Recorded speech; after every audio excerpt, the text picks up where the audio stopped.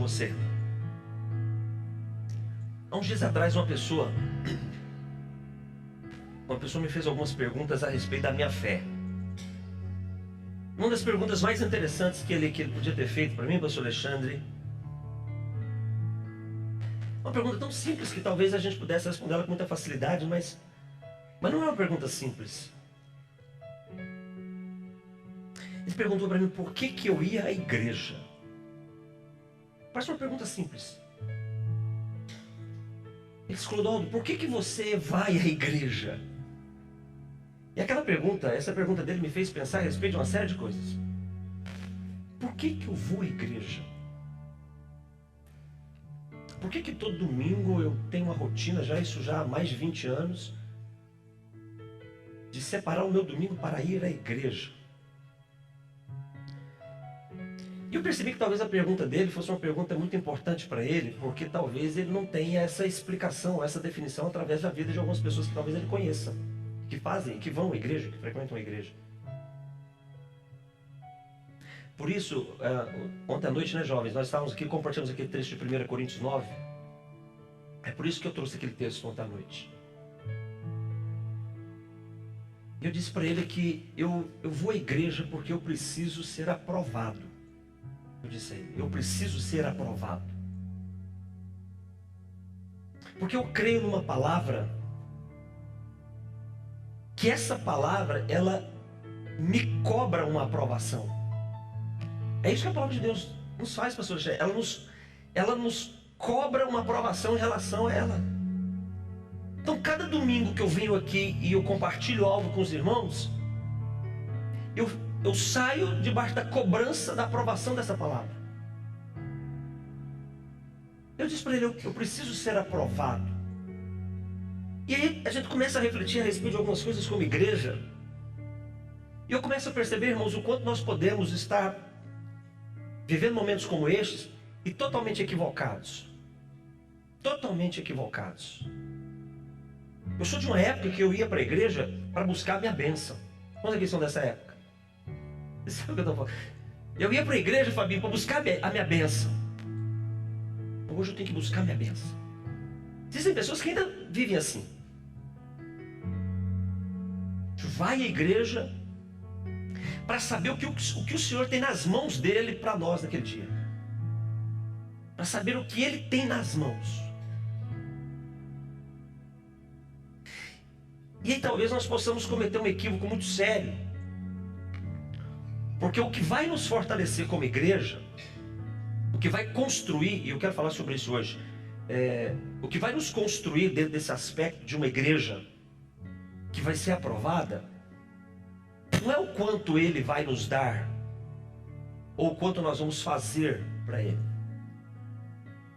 É o quanto nessa nossa convivência com uma igreja local, com um lugar como esse, se constrói na minha vida e na sua vida algo que nos define. Vocês estão me compreendendo? Algo que nos define, que aponta para nos definir, que diz quem nós somos. Fala mais do que o que nós fazemos. É um momento que nos define de tal maneira que a nossa definição é maior do que o que nós temos. Se torna maior do que o tamanho da igreja. O tamanho físico da igreja. Se torna maior do que a quantidade de pessoas que temos na igreja. Eu sou de uma época que quando eu saí de casa para ir para a igreja, meu coração já ficava angustiado. Querendo saber se as pessoas iriam no culto. Será que o povo vai hoje? Será que o povo não vai? Será que a Nayara vai estar no culto hoje? Será que a Nayara vai faltar? Será que o Wallace vai... Eu ficava agoniado. Gente, isso era uma tribulação louca. Isso era uma angústia.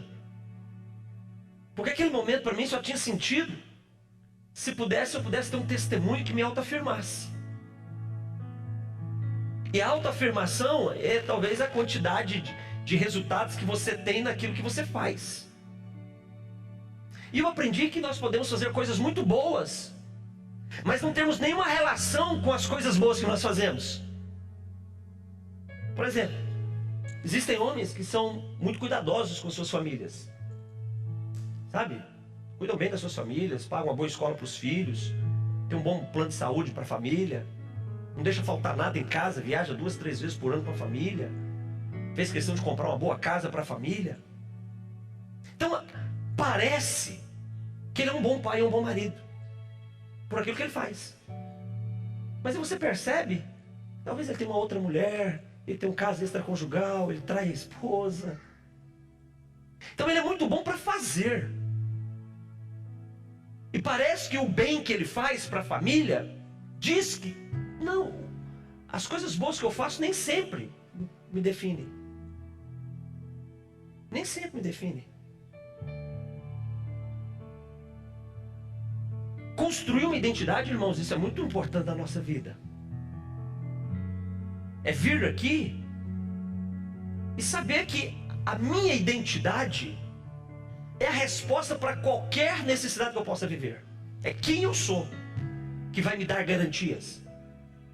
Só que você não tem identidade, eu não posso ter identidade se eu não tiver uma fonte para me definir. Eu preciso ter uma origem. Sem origem você não se define. Tem que ter uma origem. Então a igreja, ela se define a partir da sua origem, a sua fonte. O que a fonte diz a respeito de uma igreja? Vou te dizer algumas coisas. Em primeiro lugar, a fonte diz que uma igreja, ela precisa ser, por exemplo, evangelizadora. Ou seja, ela tem que ser anunciadora da boa notícia.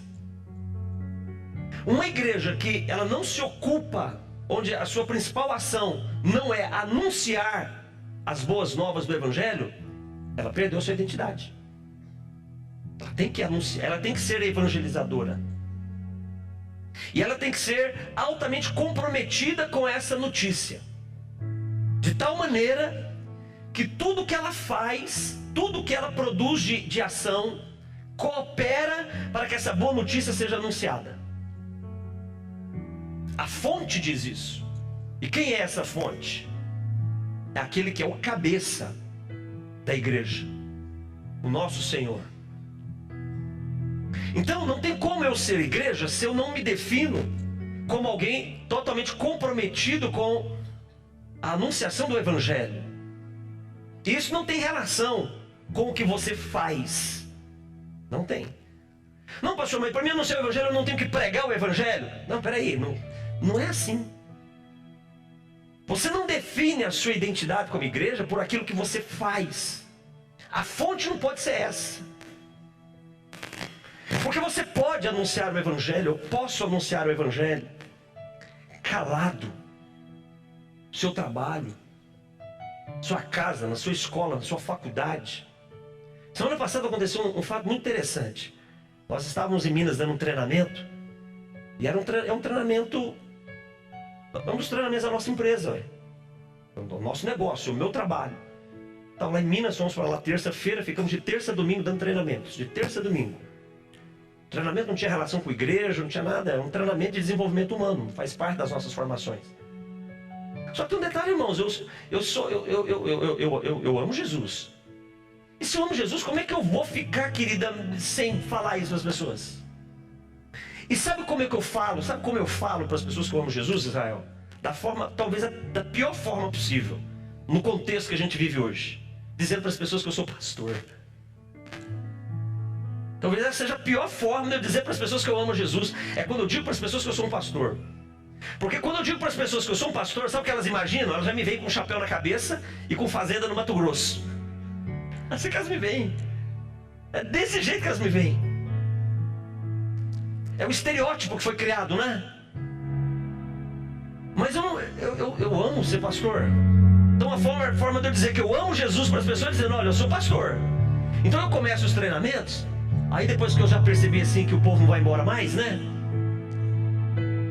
Richard, e aí, o pessoal já pagou? Tá tudo pago, então beleza. Gente, eu sou pastor, viu? Aí eu falo pra eles, tudo bem com vocês?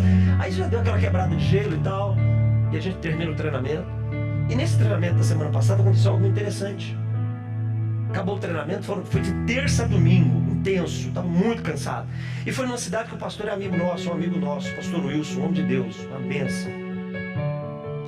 E aí ele foi me procurar no hotel num dos dias e disse: pastor, você está aqui, você prega na igreja domingo? Eu falei: meu Deus do céu, eu vou estar cansado demais. Eu vou acabar o treinamento domingo 6 horas da tarde, eu ainda vou estar falando desde as 9 da manhã. Mas como é que eu vou falar que não? Eu amo Jesus, né? E eu amo ser pastor, e pastor tem que pregar, né? Mas então tá bom, vou lá, pastor, vou pregar. Aí o treinamento acabou 6h30, o culto dele era 7 horas. Eu falei: meu Deus, eu tenho que tomar um banho. Me deixaram no hotel, eu liguei o chuveiro, querida, passei debaixo do chuveiro, me saboei, passei de volta e troquei de roupa, só deu tempo para isso. E fui para a igreja. Chegamos na igreja, várias pessoas que fizeram o treinamento estavam na igreja. Eles não eram cristãos, não tinham relação nenhuma com a igreja. Mas eu não sei como é que eles ficaram sabendo que eu ia pregar. Quando eu cheguei na igreja, eu comecei a identificar algumas pessoas que estavam no treinamento lá na igreja, foram lá para assistir o culto. Eu falei: gente, eles vieram. Eu devia ter feito um apelo no treinamento então, aí já adiantava o processo, né? E eles vieram. E ali nós tivemos 40 minutos para compartilhar as escrituras e nós fizemos um apelo. Todos que estavam no treinamento, que foram no culto, aceitaram Jesus naquele dia. Todos. Calma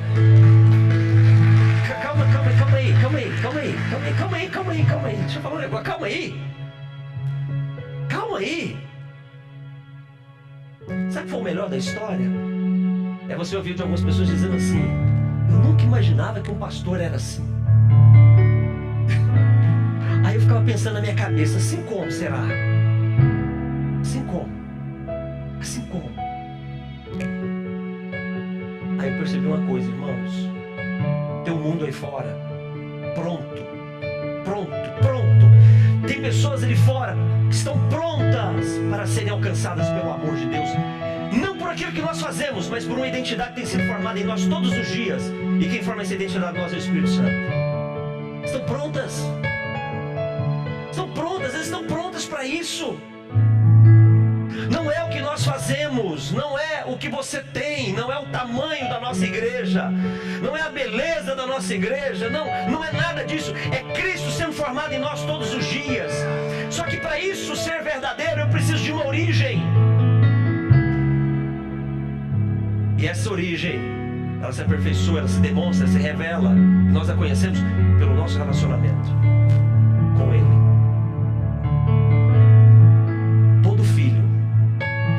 Todo filho que se relaciona com seu pai se parece com seu pai. Todo filho que é criado longe dos seus pais, eles se parecem com os avós, com os tios, com as tias da creche, com os professores da escola, mas não se parecem com seus pais.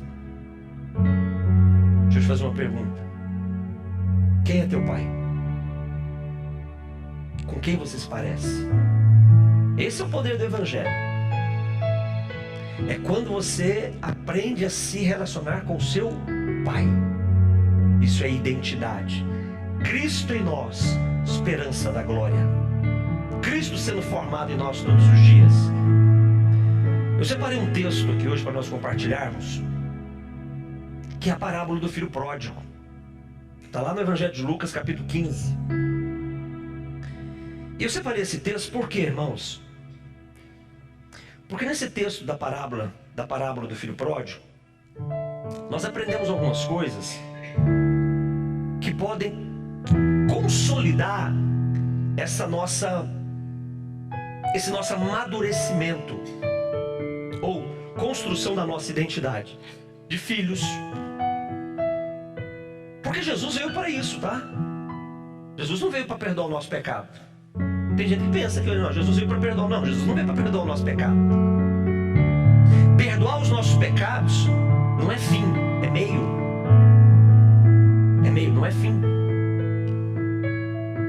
Jesus, quando ele morre na cruz, e a cruz não é fim, é meio. Ele morre na cruz para restaurar uma condição que nós perdemos. Foi para isso que ele veio. Aí não sei o que aconteceu nessa história toda, que criaram um negócio chamado religião, e as pessoas fazem tanto esforço para construir um comportamento, uma identidade, que não assemelha essas pessoas ao seu pai. Existem pessoas que têm medo de Deus. Tem medo de Deus. Medo é diferente de temor. Medo é quem pune. E temor é quem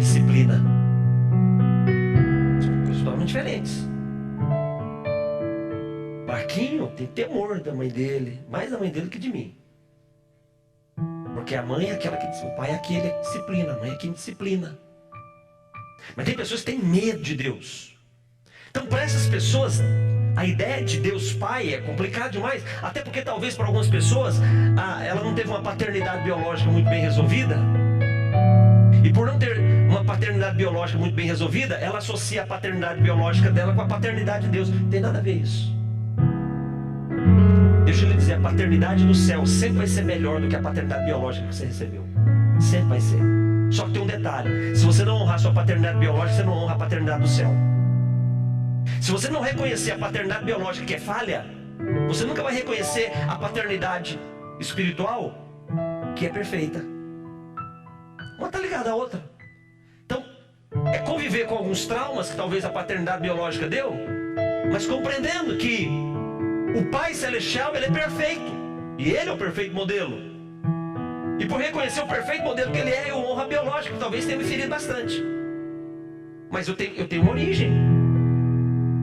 Por pior que tenham sido os nossos pais, por mais que eles não tenham sido suficientes, nós temos na nossa origem a vida deles. Eu já ouvi muitas histórias tristes a respeito de pais e filhos. E parece que não dá para dizer que tem alguma coisa que aproveita. Deixa eu dizer assim, tem sim. Porque foi dele que você veio, foi dessa paternidade que você veio. Se você hoje tem sonhos, se você hoje tem esperança, se você hoje tem propósito de vida, tem uma fonte. Então eu preciso definir a fonte e fortalecer a identidade dessa paternidade minha com o Senhor. Eu não posso olhar para Deus e só chamar Ele de Deus e de Senhor. Porque Deus e Senhor precisam ser atributos e têm que ser tratados por mim como atributos daquele que me gerou. É poder chamar o meu Pai de Senhor. É poder chamar o meu Pai de o Deus Criador de todas as coisas. E isso é totalmente diferente. E aperfeiçoar esse relacionamento, e crescer nesse relacionamento, a gente precisa de origem. Você só vai prosperar no Evangelho que te salvou se você reconhecer a sua origem espiritual. O Senhor é a tua origem, Ele é a sua fonte. A palavra dEle é a vida. Jesus, na oração de João 17, que nós lemos no início, Jesus diz: Pai, eu lhes dei a tua palavra, e a tua palavra é a verdade.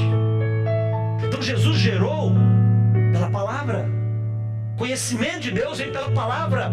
Se você é um homem, se você é uma mulher que não investe tempo nesse livro aqui, você não vai definir a sua identidade. Nunca. Você pode vir 10 anos numa igreja, 20 anos numa igreja.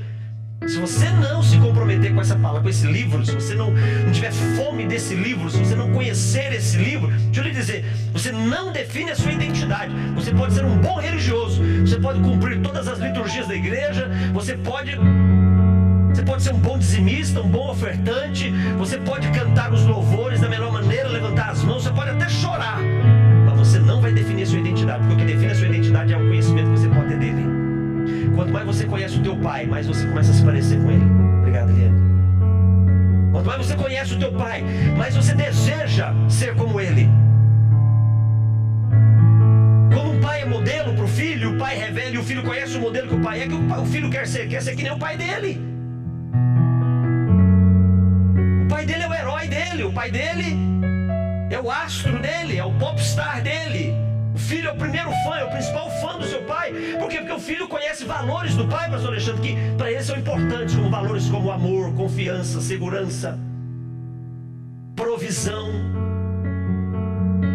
Filho, você cantou para a Anne. Hoje eu fui comprar, precisava comprar o colírio do Marquinho, precisava fazer minha barba estava grande, né?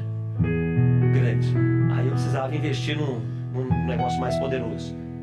E precisava buscar o almoço, né? Aí eu falei, meu bem, eu vou levar a Anne. E a Anne, pra sair comigo é muito difícil, ela quer ficar com a mãe dela. Eu falei, tá bom, você não quer ir comigo? Então eu vou pro shopping agora, vou pro parque de diversão, vou pra piscina, vou pra praia, vou me divertir a beça, vou comprar brinquedos pra todas as crianças. Aí ela resolveu ir comigo. Aí ela foi comigo, tal, se trocou, aí nós fomos. Aí a gente passou, olha só onde nós fomos. Aí nós fomos na farmácia da farmácia nós fomos pegar a carne no assado e tal.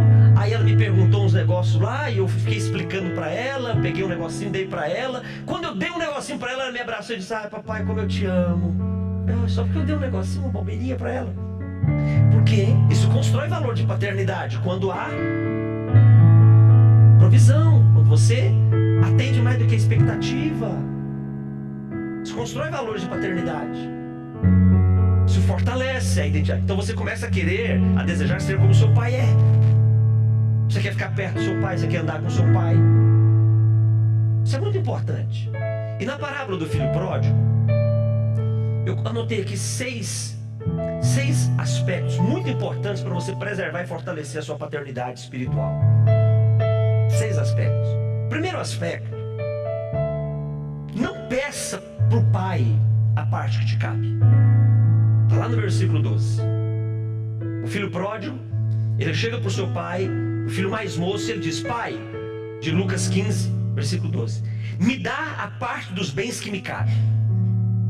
Se você quer errar em relação à sua paternidade espiritual, você quer errar, se você quiser errar, pede para Deus a parte que te cabe. Pede para Deus: Senhor, eu sou teu filho, eu tenho direito. Você quer errar? Pede a parte que te cabe. Quando você pede a parte que te cabe, você comete um erro muito grave. Sabe por quê? É como se nós estivéssemos colocando um limite. Ó, até aqui acabou. Te servi, fui fiel, fiz tudo certo, te honrei. Então agora o Senhor precisa me recompensar. O Senhor agora precisa me retribuir. Deixa eu lhe dizer uma coisa: pai não retribui filho. A linguagem do pai para com seus filhos não é a linguagem da retribuição ou a linguagem da compensação. Se o filho faz o que é bom, eu premio ele. Se o filho faz o que é ruim, eu vou lá e tiro dele. Não, essa não é a linguagem do pai. A linguagem do pai é a linguagem do amor. E a linguagem do amor é de não retribuir o filho de acordo com o que ele merece. O pai não retribui, o pai não trata o filho de acordo com o nível de merecimento dele. Eu não trato os meus filhos de acordo com o que eles merecem. Por mais que eu faça coisas boas para os meus filhos, eu sempre tenho um sentimento de querer fazer mais por eles. Por mais que eu me esforce pelos meus filhos, o meu sentimento é sempre de querer fazer cada vez melhor pelos meus filhos. Então, o primeiro erro que nós podemos cometer em relação à nossa paternidade com Deus é pedir para Ele a parte que me cabe. Deixa eu lhe dizer, o nosso Pai, Ele sabe qual é a parte que nos cabe, sem precisar exigir dele. A palavra não vem na nossa boca ainda, Ele sabe o que nós precisamos. Você crê nisso? Eu não preciso dizer o tamanho da angústia do meu coração. Ele conhece o tamanho da angústia do meu coração. Ele sabe tudo. Então o erro é quando eu exijo do meu pai a parte que me cabe. É como se eu estivesse dizendo: olha, a minha porção da minha herança é essa, me dá a minha porção. Como se dizendo: a partir de agora, basta, me dá o bem que eu fiz. Não peça para Deus, não peça para o teu pai a parte que te cabe. Segundo ponto que pode ser muito importante, que pode comprometer a nossa paternidade, porque tem um detalhe: quando o filho pede a parte para o pai responde, o pai dá. Já ouviu aquela história assim? Não, hoje eu levantei e eu briguei com Deus. Já ouviram essa história, a gente falando isso? Já brigou com Deus? Que meninice, gente. É a Anne querendo brigar com a gente, querido. É o Maurilinho querendo brigar com a Estela e com a Aurélia. O pai não vai dar porque o filho brigou, não. Não vai. O pai vai dar? Eu vou dar para esse bobo aí para ele ver que é bom para tosse. Não diria meu pai, não. Meu pai falava assim: vou dar para ele ver que é bom para tosse. É isso que ele está querendo? Vou dar para ele. Mal sabia eu que meu pai tinha mais coisas para me dar. Quando o pai dá a sua parte, quando o pai der a sua parte, meu pai vai dar. Não cometa um segundo erro muito sério, muito grave. Não vai embora. Não vai embora. É muito comum pessoas buscarem a Deus para atender algumas necessidades básicas, como emprego, saúde, problemas financeiros, família. E quando Deus atende essas pessoas, quando Deus dá a parte dessa pessoa, Sabe o que elas fazem? Elas vão embora. Versículo 13. Passados muitos dias, o filho mais moço, ajuntando tudo que era seu, partiu para uma terra distante e lá dissipou todos os seus bens, vivendo dissolutamente. Quando o pai te der a sua parte que você exigiu, que ele é misericordioso, mas ele vai dar. Não cometa o segundo erro, não vai embora. Porque se você for embora, o final da sua história é você perder tudo o que o pai te deu. Então não vai embora. Você errou, foi imaturo, pediu o seu direito, que é seu direito. O pai te deu, ele te abençoou, restaurou aquele momento da sua vida. Ok, não vai embora, não abandona ele, não deixa de buscá-lo. Lá na Coreia do Sul tem um ditado. Lá na Coreia do Sul diz assim, que a força para ir no banheiro é diferente da força da volta do banheiro. Interessante esse ditado, né? Lembra disso, você Alexandre? Sabe o que é isso? São filhos que, quando recebem a parte do pai, vão embora. Enquanto tem necessidades, enquanto tem problemas, enquanto tem lutas, enquanto tem limitações, eles são ávidos para buscar a presença do pai. Mas quando o pai responde, eles tratam com desprezo a presença do seu pai. Deixa eu dizer uma coisa: o lugar que te abençoa tem que ser depois o lugar que você adora. O lugar que ouve as tuas orações, o Deus que ouve as tuas orações, o pai que responde as tuas orações, tem que ser um pai que você demonstra para ele um coração grato. Mas se ele for só um Deus na nossa vida, não vai haver corações gratos. O terceiro ponto muito importante em relação a esse assunto paternidade está lá no versículo número 15. Versículo número 15, o texto nos diz que quando o filho saiu da casa do pai, quando ele pegou a parte que lhe cabia, ele se uniu aos cidadãos da terra, para a terra que ele foi. Terceiro ponto que pode comprometer a nossa paternidade espiritual é quando deixamos a nossa casa, nós nos unimos com pessoas ou com valores que a nossa casa não nos ensinou. A presença de Deus te abençoa. Você aprende valores que edificam a sua vida. Cuidado para você não trocar esses valores que abençoam a sua vida por valores que não vão agregar valor nenhum para a sua vida. Terceiro grande erro em relação à paternidade espiritual que nós podemos praticar é quando nós deixarmos a nossa casa, nós compreendermos que nunca lá será um lugar melhor do que a nossa casa. Lá nunca vai ser um lugar melhor.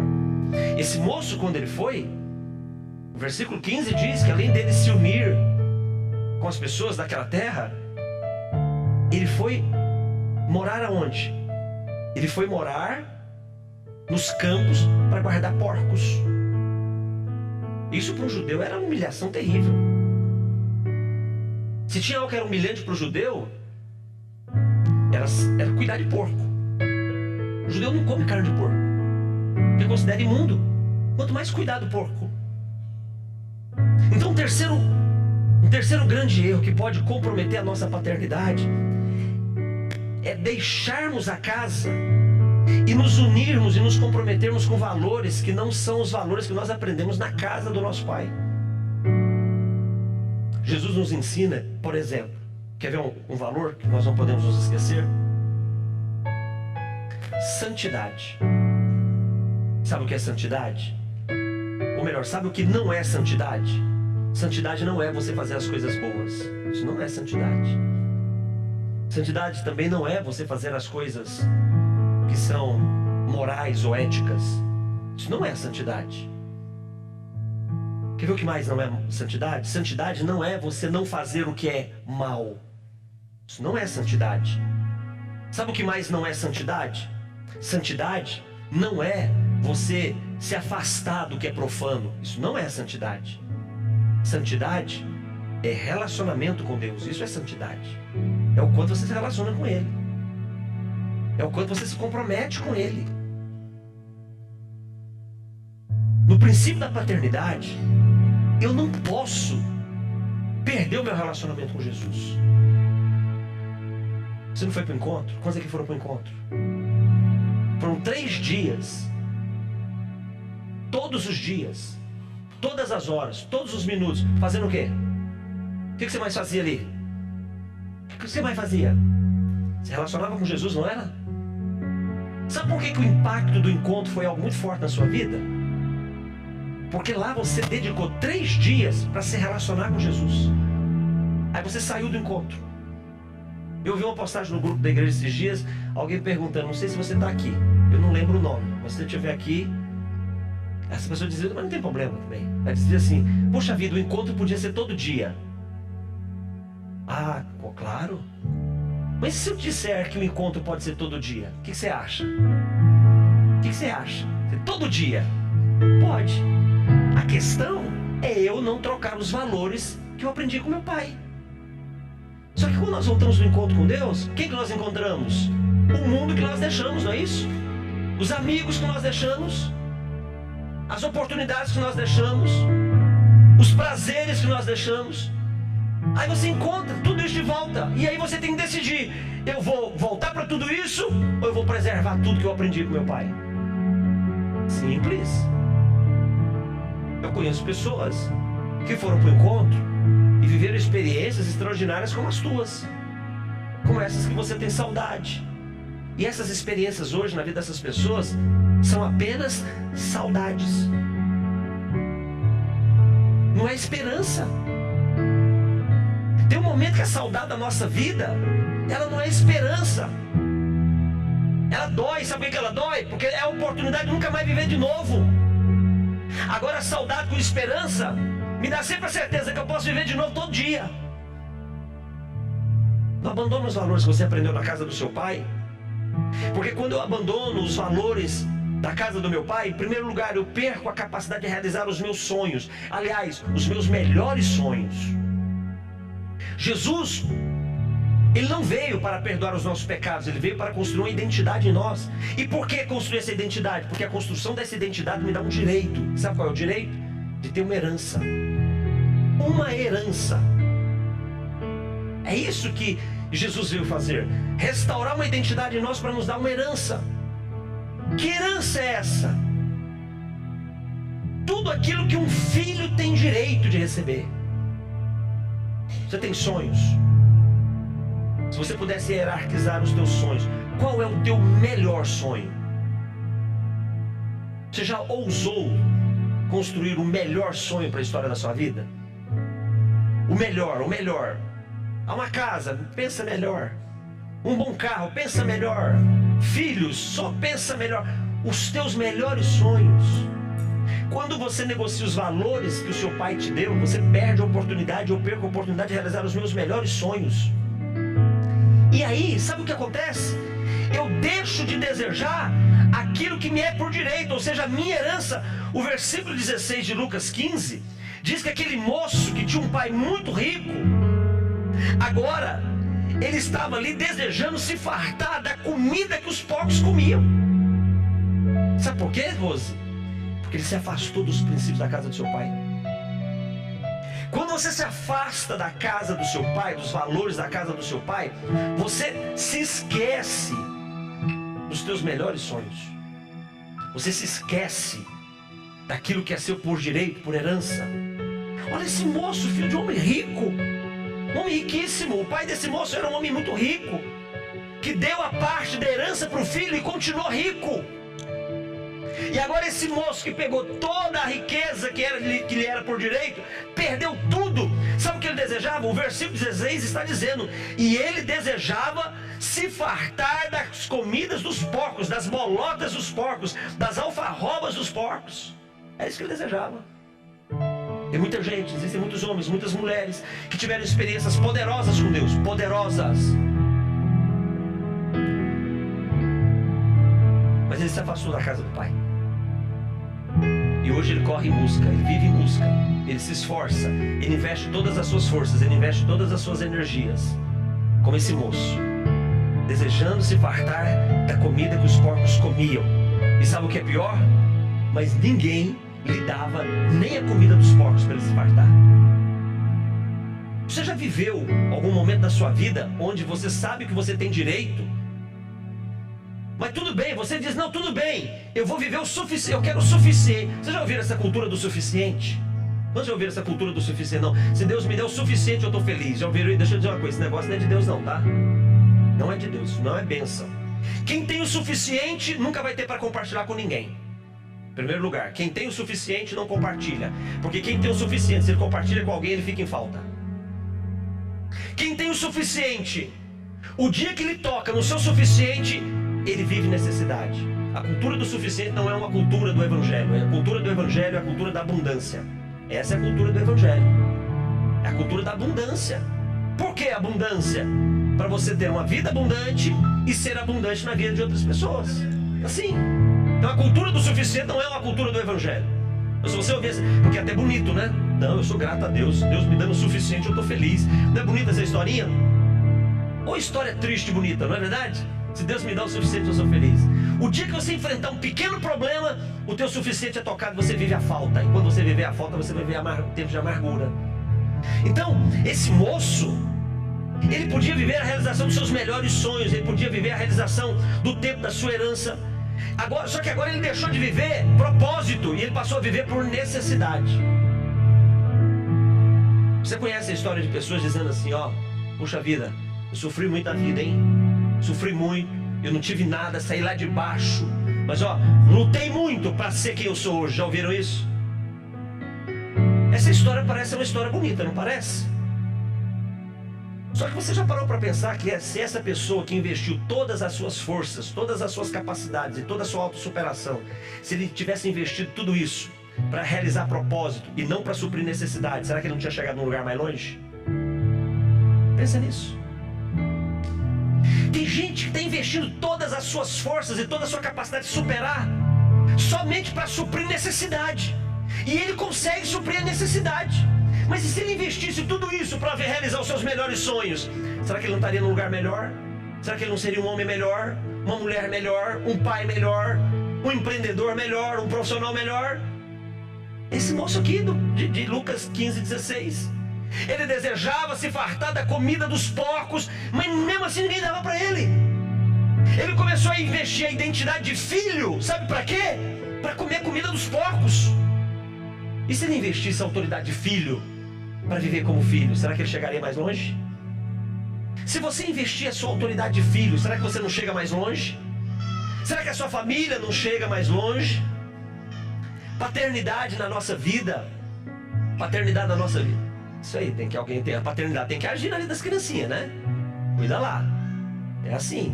Às vezes a gente é que nem esses bebezinhos aí.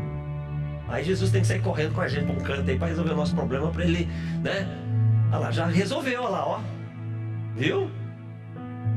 Vó sabe cuidar das coisas, né? Vó sabe cuidar. Vamos lá. Irmãos, eu não posso andar por necessidade, eu tenho que andar por propósito. É muito comum as pessoas viverem para suprir suas necessidades. Não viva para suprir necessidade, viva para realizar os teus melhores sonhos. Viva para realizar os melhores sonhos a respeito dos seus filhos, os melhores sonhos a respeito do seu casamento, os melhores sonhos profissionais. Não viva somente para você ganhar um salário que vai pagar o seu aluguel, vai pagar a despesa do mês, vai pagar a conta da água e da luz. E vai sobrar uns trocados, você põe um crédito no celular, para ter internet 30 dias, ficar no WhatsApp, não ficar desconectado das pessoas. Ou sofrência, fala a verdade. Eu acho que isso aí vai ser a vida da grande tribulação, irmãos. Não, viva para você cumprir propósito. Viva, invista o melhor dos seus dias, invista as suas forças, invista toda a sua competência, invista todas as suas habilidades. Não invista para resolver problema, invista para construir respostas. Tem gente que vive para resolver problema. Não vive para resolver problema. Viva para ter uma ideia que pode mudar a história da sua vida, da sua família, dos seus filhos. Construir em você um comportamento novo, uma atitude nova de um homem de Deus, de uma mulher de Deus, que vai agir diferente diante de um momento de fraqueza, que vai se descobrir por um momento de relacionamento com Deus. Você pode ter uma vida melhor, mas não é porque Deus vai te dar e suprir suas necessidades, não, é porque você é filho, e como filho você tem direito a uma vida muito melhor, e você vai viver propósito de Deus para a sua vida, não somente o suprimento de necessidade. Mas a gente gasta tanto tempo buscando o suprimento das nossas necessidades. Lá no versículo 17, acontece algo, que é o quarto ponto para definir uma paternidade madura. O versículo 17 diz que aquele moço, então, ele caiu em si. Você nunca vai desenvolver uma maturidade, você nunca vai desenvolver a sua paternidade, amadurecer a sua paternidade, se você não souber se autoavaliar. Se você não se autoavaliar de uma forma honesta, sincera. O versículo 17 diz que aquele moço, então, ele caiu em si. O que é cair em si? Seja honesto com você. A vida que você tem hoje é a vida que você quer ter daqui a um ano? Você quer ter a vida que você tem hoje daqui a um ano? Continuar vivendo a mesma vida que você vive hoje daqui a um ano? Eu não estou falando de gratidão, não. Eu sou grato pela vida que eu tenho hoje. Eu sou grato por tudo que Deus tem feito por mim hoje. Mas deixa eu lhe dizer, eu me recuso a daqui a um ano estar vivendo da mesma forma que eu estou vivendo hoje. Eu não posso. Eu não quero ter o mesmo relacionamento com Gigiana daqui a um ano que eu tenho hoje. A gente tem que estar melhor. Daqui a 5 anos eu quero ter uma vida melhor do que eu tenho hoje. A vida que você tem hoje é a vida que você quer terminar os seus dias vivendo ela? Aquele moço caiu em si. Ele fez uma autoavaliação honesta a seu respeito e disse: espera aí, gente, espera aí. Na casa do meu pai, os trabalhadores, quem trabalha na casa do meu pai, os empregados da casa do meu pai, os escravos da casa do meu pai, eles têm pão com fartura para comer. E eu estou aqui desejando a comida dos porcos, e os empregados da casa do meu pai têm pão com fartura, e eu estou aqui sem ter nada para comer. Sabe o que é isso? É uma autoavaliação honesta a meu respeito em relação ao que eu posso ser em Deus. Eu preciso ser honesto comigo mesmo. Todo mundo quer ser filho. Se acabou o culto, você sair ali fora, você perguntar quem é filho de Deus, todo mundo vai dizer: não, eu sou filho. Claro que eu sou. Quem quer ser filho do diabo, gente? Fala a verdade. Quem que é o maluco? Todo mundo quer ser filho de Deus. A questão é: tem legitimidade em mim, em você e nós, para sermos filhos de Deus? Lembra do que eu disse? O filho se define pelo relacionamento. É pelo relacionamento que o filho se define. Eu preciso ter uma avaliação honesta a meu respeito. O que você faz hoje, o que eu faço hoje, me caracteriza como filho? A forma como eu trato a minha esposa, a forma como eu educo os meus filhos, a forma como eu lido com o dinheiro, a forma como eu trato as pessoas, me dá direito de dizer: eu sou filho de Deus? Preciso pensar a respeito disso. Esse moço, ele caiu em si e disse: espera aí, minha vida está toda errada. E eu estou aqui pensando que está tudo certo. Estou querendo comer comida de porco. Estou querendo comer as bolotas dos porcos. E ninguém me dá nem as bolotas dos porcos. Eu estou levando a vida como se tivesse tudo certo. Esse moço aqui, ele estava vivendo a doutrina do Zeca Pagodinho. Tem muita gente vivendo a doutrina do Zeca Pagodinho.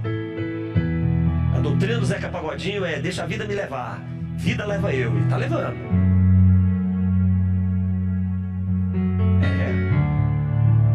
Tá tudo errado, mas tá tudo certo. Tá ruim, mas tá bom. Não presta, mas eu gosto. Deixa eu lhe dizer uma coisa. Eu preciso ter uma autoavaliação honesta a meu respeito e não negociar os valores que eu aprendi na casa do meu pai. E fazer uma avaliação honesta a meu respeito. Peraí, empregado, escravo, tá comendo pão com fartura e eu tô aqui morrendo de fome. E aí a autorreflexão gera uma decisão. E sabe qual é a decisão? Está escrita lá no versículo 18. Ele decide mudar o modelo.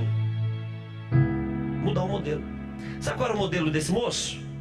O modelo desse moço era assim: não respeitar a autoridade, não honrar o seu pai, querer o seu direito, gastar do jeito que ele queria, fazer o que ele queria, não reconhecer os seus erros, continuar arrogante, prepotente, se lascando, mas arrogante, se arrebentando, mas arrogante, humilhado, envergonhado, mas arrogante, comendo comida de porco, e as pessoas querendo a comida dos... Ele não estava nem comendo a comida dos porcos, ele queria comer a comida dos porcos, mas as pessoas nem davam para ele.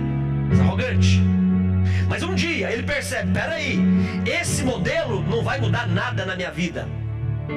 Você já parou para pensar que você tem a vida que você escolheu ter? Já parou para pensar nisso? Que a nossa vida hoje, ela é o resultado exato das ações, decisões e escolhas que fazemos todos os dias. Que talvez você esteja orando por uma vida melhor, mas você não tem se comportado para essa vida melhor. Sabe o que vai acontecer, meu querido? Não vai ter resposta para você, não. Esse moço, ele era filho de um homem muito rico, mas ele desejava comer comida de porco, e nem a comida do porco ele tinha. Mas um dia ele percebe, peraí, eu tenho que quebrar esse padrão, eu tenho que mudar esse modelo. Porque quando eu mudar esse modelo, talvez eu mude a história da minha vida. E ele faz isso no versículo 18. Olha o que ele diz no versículo 18. Eu vou me levantar. Eu vou me levantar. Primeira atitude, eu vou me levantar. Sabe o que significa isso? Eu não fui gerado para comer comida dos porcos. Eu fui gerado para ter uma herança. Quando ele se levanta. Ele se levanta. Segunda atitude dele. E eu vou ter com meu pai. Sabe o que é isso? Vai voltar para casa. Ele reconhece a paternidade dele. Eu tenho um pai. Eu não sou bastardo. Eu tenho origem, eu tenho uma fonte, eu tenho uma casa para voltar, eu tenho uma história que se conecta comigo, que fala a meu respeito. Eu tenho uma história. Eu vou voltar para a casa do meu pai. E quando eu chegar na casa do meu pai, eu vou ter que falar o que precisa ser dito. Porque não dá para voltar para a casa do pai e deixar tudo como está. Existem pessoas que provocam danos e pensam que o tempo apaga os danos. Não, a gente precisa resolver as coisas na nossa vida. Não passa por cima, não. É melhor. Não deixa a conta para trás, não. Porque uma hora você se encontra com ela. Talvez quando você se encontrar com ela, você não esteja em condições de quitá-la. Então resolve. Então esse moço diz, eu vou me levantar e eu vou ter com meu pai. E quando eu chegar diante do meu pai, eu vou dizer para ele o que eu fiz. E o moço aqui diz, eu pequei contra o céu e contra ti. Para nós caminharmos para a conclusão, sabe por que esse moço disse que ele ia falar para o pai dele que eu pequei contra o céu e contra ti? Porque o modelo da paternidade no céu é respaldado pelo modelo da paternidade na terra. É por isso. O modelo da paternidade na terra torna legítima a minha paternidade no céu. O quanto você honra, o quanto eu honro paternidade na terra, é o quanto vai me dar direito a ter uma herança de paternidade no céu. Efésios capítulo 6:2 já está escrito, honra o teu pai e a tua mãe, porque esse é o primeiro mandamento com uma promessa agregada a ela. Deus podia ter colocado como promessa no mandamento, por exemplo, não matarás. Se você não matar, você vai ser próspero. Não, Deus não fez isso. Ah, não terás outros deuses diante de ti, e por causa disso você vai prosperar na terra. Deus poderia ter feito isso. Deus poderia ter pego de toda a lei, qualquer outra lei, e colocado uma promessa. Mas não, sabe aonde que ele colocou uma promessa agregada ao mandamento? Honrar pai e mãe. E por quê? Porque só pai pode me dar herança. Porque só pai me constrói identidade. Tudo que eu faço não tem poder para me dar identidade, mas o relacionamento pode me dar identidade. Eu tenho que proteger o meu relacionamento. Não são as coisas que eu faço. Você está entendendo? Deixa eu fazer uma pergunta para você. Quem é seu pai? Qual é a sua relação com o seu pai? Com a sua paternidade, com seus pais biológicos? Qual é a sua relação com a sua paternidade ministerial? Porque a gente não tem tempo para falar, para aprofundar nisso aqui.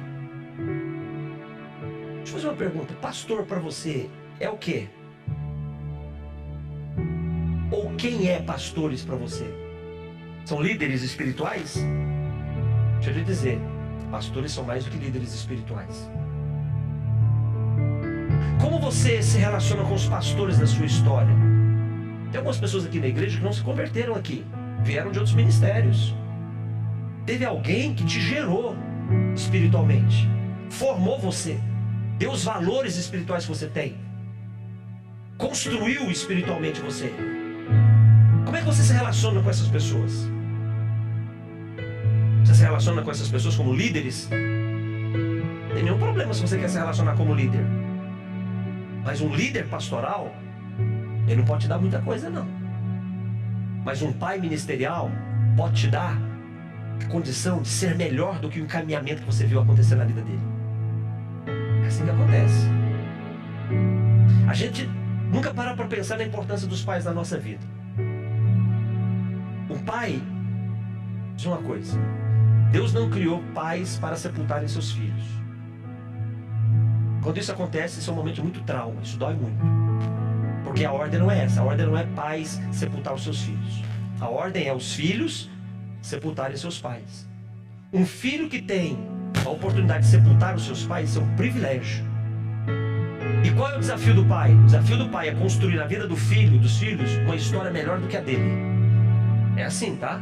Então você é pai, você tem filhos, construa, você tem responsabilidade de construir na vida dos seus filhos uma história melhor do que a sua. Essa é a responsabilidade. Isso é paternidade biológica. Paternidade espiritual. Deus está nos dando a condição de sermos herdeiros de todas as coisas, porque Ele é o nosso Pai. E a paternidade ministerial? Quando eu entendo que eu preciso de uma paternidade ministerial, quando eu entendo que pastores são mais do que líderes, mas são encaminhadores de destino espiritual para a minha vida, eu tenho condições de ter a minha vida espiritual na frente daqueles que me levantaram. Quem são os nossos pais espirituais, ministeriais? Os homens que nós nos relacionamos e chamamos de pastores são os líderes da igreja? E que eu respeito eles como líderes da igreja, ou respeito eles baseado num princípio de espiritualidade? No texto, esse moço diz o seguinte: eu vou procurar o meu pai, eu vou dizer para ele, eu pequei contra o céu, pequei contra a terra. Porque o princípio da paternidade do céu se legitima pelo princípio da paternidade da terra. Se eu não tenho legitimidade da paternidade da terra, você não vai ter. Eu não tenho paternidade no céu legítima. Você está entendendo? Pensa a respeito disso. Eu ouço pessoas dizendo, não, olha, maldito homem que confia no próprio homem. Deixa eu dizer uma coisa, esse texto, quando fala isso, não tem nada a ver com o que está falando. Esse texto se refere a um outro contexto. A Bíblia diz que eu devo me modelar em homens, porque a forma que Deus deixou para nós aprendermos e conhecermos a Ele foi através de outras pessoas. As pessoas nos ensinam a respeito de Jesus. As pessoas nos ensinam a respeito do amor de Deus.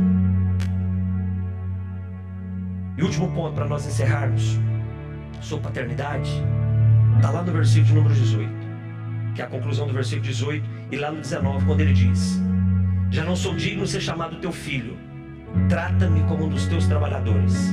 E levantando-se, foi para o seu pai. Quinto ponto para você aperfeiçoar essa paternidade que vai te abençoar: reconheça que o que Deus quer de você é mais do que um relacionamento, mais do que um trabalho. Esse moço, ele diz, eu vou ter com meu pai e vou dizer para ele, eu quero ser um trabalhador teu. Deus não te quer como trabalhador dele. O Senhor te quer como filho dele. E o versículo 20 diz então que quando aquele moço, de longe, ele foi visto pelo seu pai, o seu pai fez o que em relação a ele? Está escrito no versículo número 20. Seu pai se compadeceu dele, correu para ele, abraçou ele e beijou ele. Porque essa é a atitude que o pai sempre vai ter em relação ao seu filho, independente do que tenha acontecido com o seu filho. Porque para Deus, o que vale não é o quanto você faz ou o quanto eu faço, é o quanto eu desejo me relacionar com ele. Vamos ficar de pé, irmãos. Deixa eu fazer uma pergunta para você. A pergunta que eu fiz no início da nossa reunião. E foi a pergunta que fizeram para mim. Clodoaldo, o que você vai fazer na igreja? O que você vai fazer na igreja? Todo domingo eu vou para a igreja, eu vou a uma igreja, me encontro numa igreja, me reúno numa igreja para celebrar o nome do meu pai junto com os meus irmãos. É para isso. É para isso que nós estamos aqui, irmãos. Amém? Celebrarmos o nome do nosso pai com os nossos irmãos.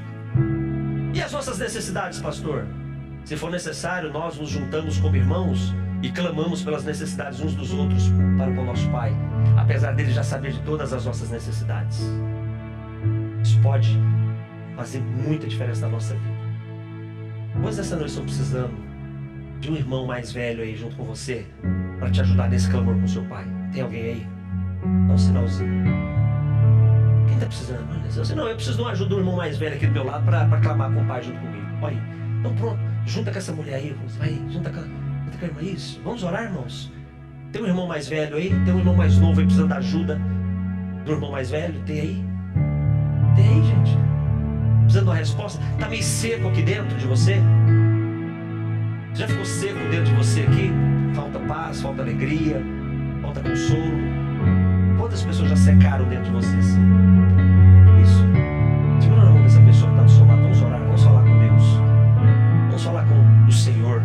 Vamos falar com o nosso Pai. Vamos falar com aquele que é o Senhor da nossa vida.